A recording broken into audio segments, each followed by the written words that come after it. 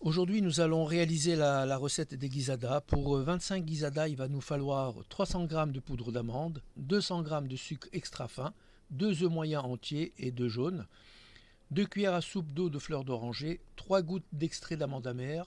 Voilà. Et on commence à préchauffer le four à 200 degrés.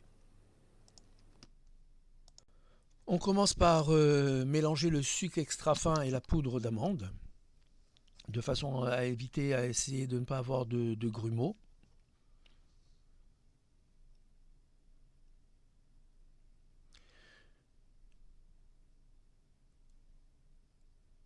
Là, on va commencer à mettre les 2 cuillères à soupe d'eau de fleur d'oranger. Et on va mettre les œufs. On va commencer par mettre d'abord les 2 œufs entiers. Et on rajoutera les jaunes par la suite. Tout dépendra de la consistance de la pâte. Il ne faut pas que la pâte soit trop molle parce que sinon on ne va pas pouvoir former les guisadas. Sinon il va falloir les couler directement dans les caissettes en papier et ce n'est pas le but.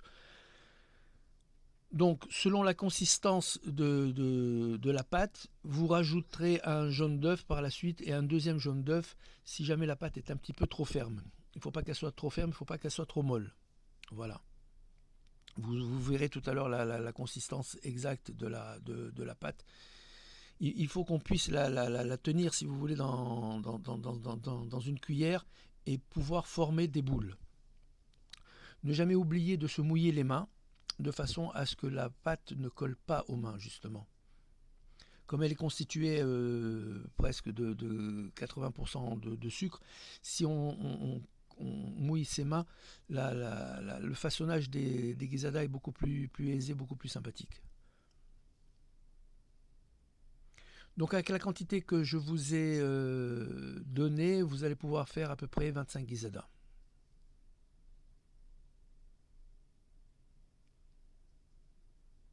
Et donc si vous n'avez pas de caissettes en papier sulfurisé, c'est pas grave, hein. À ce moment-là, vous les posez directement sur le papier sulfurisé, vous créez vos guisadas et vous les posez directement sur le papier sulfurisé. Voilà, là on voit un petit peu mieux la consistance de la pâte.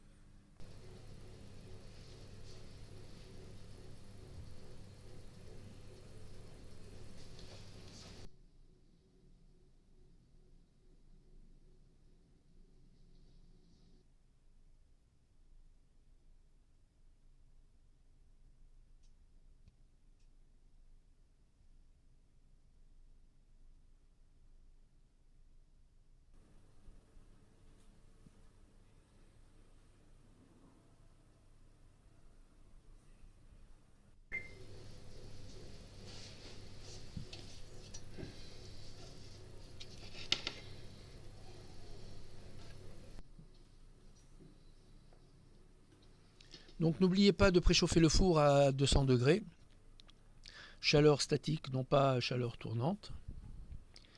Donc on enfourne les guisadas pendant 3 minutes à 200 degrés. Et ensuite on baisse la température à 160 degrés et on va les laisser pendant à peu près 20 minutes. Vous surveillez quand même parce qu'il ne faut pas que ça soit trop sec à l'intérieur, il faut que ça reste moelleux, craquant à l'extérieur et moelleux à l'intérieur.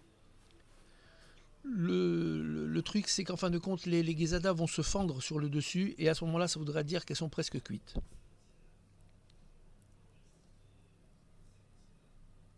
Voilà, comme vous pouvez le constater, ça s'est fendillé un petit peu sur le dessus, hein.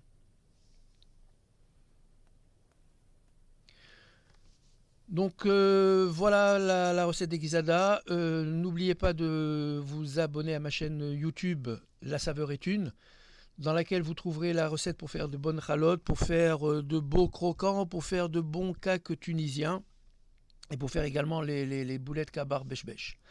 Voilà, à bientôt sur la chaîne YouTube.